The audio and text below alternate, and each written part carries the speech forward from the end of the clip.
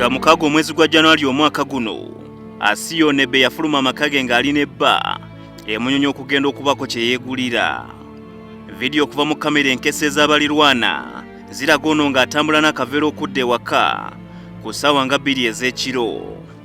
Nga wayise ssaawa nga 2, Francis Onebe bawa Immaculate yeekubira endulu ku poliisi ng'agamba nti mukyala we yali awambiddwa abantu abataategeerekeka.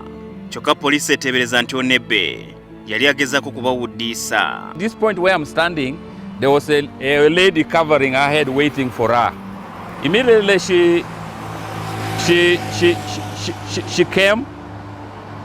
Then when she reached here, the lady got hold of her, and there was a drone that came and picked her, and they took her off. From that time up to now, which is over 1.5 months, I've not yet seen my wife.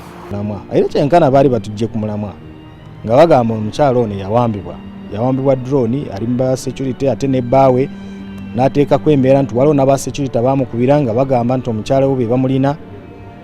Era kati ne tumala almost omwezi nga gwonna, omwezi oba gumu oba ebiri nga tubuuza mu butukulu bwaffe ne bannaffe abajaasi abasemaayo nga tubabuuza oba be balina omuntu era ne batuwandiikira ne batukakasa nti tebalina muntu muno ono ate nga tebamunoonya. Nga wayise olunaku lumu nga kitegerekese nti mukyalo Onebe yandibanga yali awambiddwa ate omukumi we waka naye yabulawo, era poliisi netandika okuyiga ng'eteebereza nti yandibanga aliko ky'amanyi ku kuwambibwa kwa mukyalo Onebe. Ne batugamba nti aviira Kabiramayiro ne tugenda nayo. Kabiramayiro ne tusanga nga yakavaayo ng'agenze mu apaaki naye ne tugendayo n'abula. Kale tuze tumunoonya, bwe batugamba nti azze ne tumukwata. Kwe kutandikira awo oluvannyuma abasigaye baffe ne bakizuula nti okubulako ono omukyala kuno kuliko akabuuza. Fayiro y'okuwambibwa kwa mukyalo Onebe yaggulwawo ku poliisi y'e Kabalagala era okunoonyereza ne kutandika, wabula nga kuno tekwavaamu bibala byonna, era eno nesindikibwa ekireka mu kitongole ekikola kunoonyereza okw'enjawulo oba kiyite CID. Oluvannyuma ab'ekitongole ky'amagye ekinoonyereza ki CMI nabo basaba kopi y'omusango guno okwongera okunoonyereza. Kyokka wiiki ewedde omukumi eyali amaze ebbanga nga talabikako eyamuddira mu bigere mu kukuuma Onebe yamuzuula nga yeekukumye mu kaabuyonjo y'ewaka. Kyokka mbu omukuumi ono agamba nti waaliwo abaali bamuwambye. Omukuumi agamba nti abaali bamuwambye baamuleeta ne bamusuula okumpi mu maka ge yali akuumamu mu kiro. Ffe buli kigambo kyonna ky'oyogera tukyekenneenya, oluusi okyogera ate mwatu n'otuwa amaanyi mu kye tukola. Waawe ogamba nti bakukidnappinga ate ne bakuleeta ate ne bakulinyisa ekikomera, ate bwe bakulinyisa ekikomera era bwe bakukweka mu toilet babanga bakukasuse mu kikomera ekikutwala kubanga weekweka mu pit-latrine ate kiki. Nga bino bitegerekese poliisi yayita Onebe abeeko ebisingawo byaginnyonnyola. Oluvannyuma poliisi yagenda ne maka ge neeyongera okwekebejja eno gye yazuula omulambo ogulowoozebwa nti gwa mukyala Immaculate Onebe. Mu kiseera kino endagabutonde yaggiddwa ku muwala wa Immaculate Onebe okuzuula oba omulambo guno ddala gugwe. Ekyebuzibwa ye wa Immaculate gye yattirwa era oba omulambo gwe gwaleetebwa buleetebwa abaaguleeta baaguyisaawo nga tebalabiddwa.